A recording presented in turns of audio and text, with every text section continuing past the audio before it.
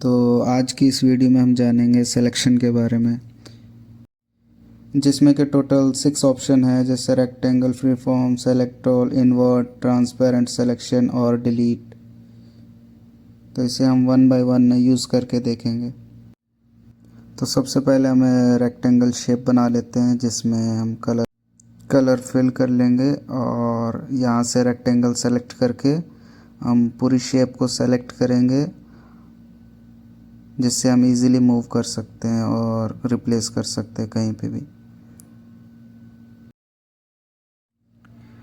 Half अगर हम select करते हैं तो ये सेम रेक्टेंगुलर शेप में ही मूव होगा, जो कि सिलेक्शन का मेन पॉइंट है हमने जो सेलेक्ट किया था। इसके बाद हम एक लाइन ड्रॉ करके चेक करते हैं कि एक्चुअल में काम कैसे करता है रेक्टेंगुलर और कितना काम कर सकता है। तो हमने जो रेक्टेंगल शेप सेलेक्ट करी same as it is move करेगा जैसे पहली वाली करी थी। और अगर हम दूसरी लाइन को ड्रॉ करते हैं ये चेक करने के लिए कि हम कितना पार्ट मूव कर सकते हैं इससे, तो एक बार फिर से चेक करते हैं रेक्टेंगुलर। तो जितना एरिया सिलेक्शन में आएगा एज इट इज़ वो मूव कर सकते हैं। और यहाँ पर लाइन कट हो चुकी है। अगर हमें सिर्फ एक लाइन को मूव करना है तो उसके लिए हम जो है दूसरा सिलेक्शन यूज़ करेंगे। हमें दोनों लाइन नहीं चाहिए, सिर्फ एक लाइन चाहिए। तो एक शेप सर्कल बनाकर हम फ्री फॉर्म सिलेक्शन यूज़ करेंगे,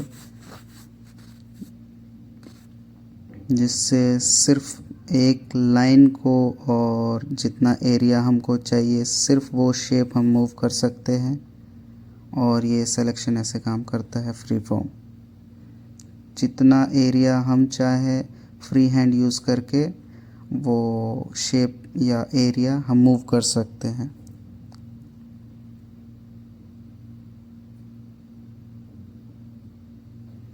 जहाँ से चाहे जैसा चाहे सिलेक्शन फ्री हैंड बना के कहीं पर भी मूव कर सकते हैं। तो ये सिलेक्शन का एक्चुअल वर्क होता है। और सेलेक्ट ऑल जानेंगे इसके बाद, जो कि थर्ड सिलेक्शन है। अगर हम इसे क्लिक करते हैं या शॉर्ट की कंट्रोल ए यूज़ करते हैं तो ये पूरे पेज को सेलेक्ट कर लेगा और फुल पेज मूव करेगा। इसके अंदर जितने भी शेप्स या जो भी है सब मूव करेगा इसके अंदर। इसके बाद जो ऑप्शन जानेंगे वो इन्वर्ट सिलेक्शन का है। इन्वर्ट सिलेक्शन जो है, जब तक हम कोई भी शेप सेलेक्ट नहीं करते हैं तब तक वो एक्टिव नहीं होगा। जब हम सिलेक्शन यूज़ करेंगे तो अभी एग्ज़ाम्पल के लिए चेक करते हैं। देखिए ब्लर है, अभी ये ऑप्शन काम नहीं करेगा क्योंकि अभी तक कोई सिलेक्शन हमने यूज़ नहीं किया है। इन्वर्ट सिलेक्शन हमेशा अपोजिट काम करता है। तो एक फ्री फॉर्म यूज़ करके हम सेलेक्ट कर लेते हैं और अगर हम इन्वर्ट पर क्लिक करेंगे, यहाँ देखिए एक्टिव हो गया ये। और अगर इस पर हम जो शेप सेलेक्ट करी हमने इस पर इन्वर्ट करेंगे तो एग्जेम्प्ट द सिलेक्शन वर्क करेगा। उसके अलावा सब पर मूव करेगा, सिलेक्शन एक्टिव हो जाएगा। तो इन्वर्ट सिलेक्शन का ये यूज़ होता है एक्चुअल में। उसके बाद आते हैं ट्रांसपेरेंट सिलेक्शन। ट्रांसपेरेंट बैकग्राउंड को सेलेक्ट नहीं करता है, सिर्फ शेप को सेलेक्ट करता है। उसके बाद आते हैं डिलीट का जो ऑप्शन है, जो कि 6 ऑप्शन सेलेक्शंस है और सेलेक्टेड आइटम्स को डायरेक्ट डिलीट करने के लिए यूज़ होता है। हम सिलेक्शन बनाते हैं और डिलीट पर क्लिक करते हैं तो शेप डिलीट हो जाएगी। उसके बाद नेक्स्ट है इमेजेस, जिसमें कि टोटल 5 ऑप्शंस हैं। फर्स्ट क्रॉप है, रिमूव बैकग्राउंड है, देन रोटेट, फ्लिप और फिफ्थ है रिसाइज एंड स्केप, जिसकी शॉर्ट की कंट्रोल W है। इसे हम वन बाय वन यूज़ करके चेक करेंगे। ये अभी एक्टिव नहीं है क्रॉप, बिकॉज सिलेक्शन हमने नहीं किया अब तक। और सेलेक्ट करते ही ये क्रॉप एक्टिव हो जाएगा, जिसमें सेलेक्टेड आइटम और एरिया सिर्फ बचेगा, बाकी सब डिलीट हो जाएगा। फिर नेक्स्ट ऑप्शन रिमूव बैकग्राउंड का है, जिसके लिए हम एक शेप बनाते हैं, कलर फिल करते हैं, एक बैकग्राउंड तैयार करते हैं जिसे हम रिमूव कर सके। तो मैं डबल शेप बना रहा हूँ, इसमें कलर फिल करता हूँ ब्लैक से, और हमें सेलेक्टेड एरिया का बैकग्राउंड रिमूव करना है जो कि ऑरेंज कलर में आ रहा है। सो हमने सेलेक्ट किया और ये बैकग्राउंड रिमूव हो चुका है, और इसे हम कहीं भी मूव कर सकते हैं बिकॉज हमने सिलेक्शन यूज़ कर रखा है अभी भी। सो हम इसे रिसाइज फिर से कर सकते हैं और इसको कॉर्नर में सेट कर देते हैं। सो हमने प्रैक्टिस कर ली है और हमें नहीं लगता अब इन सब शेप्स का यूज़ आएगा आगे। सो हम सेलेक्ट ऑल करके इसे डिलीट करते हैं, जो कि अभी हम सीखा हमने। तो रोटेट को समझने के लिए एक नया शेप बनाएंगे हम यहाँ पर, जिससे हम एक्चुअल में उसको सही तरीके से समझ सके।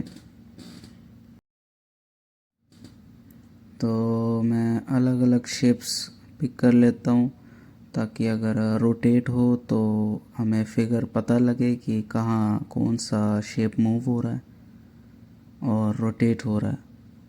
तो हम इसमें कलर फिल आउट कर लेते हैं।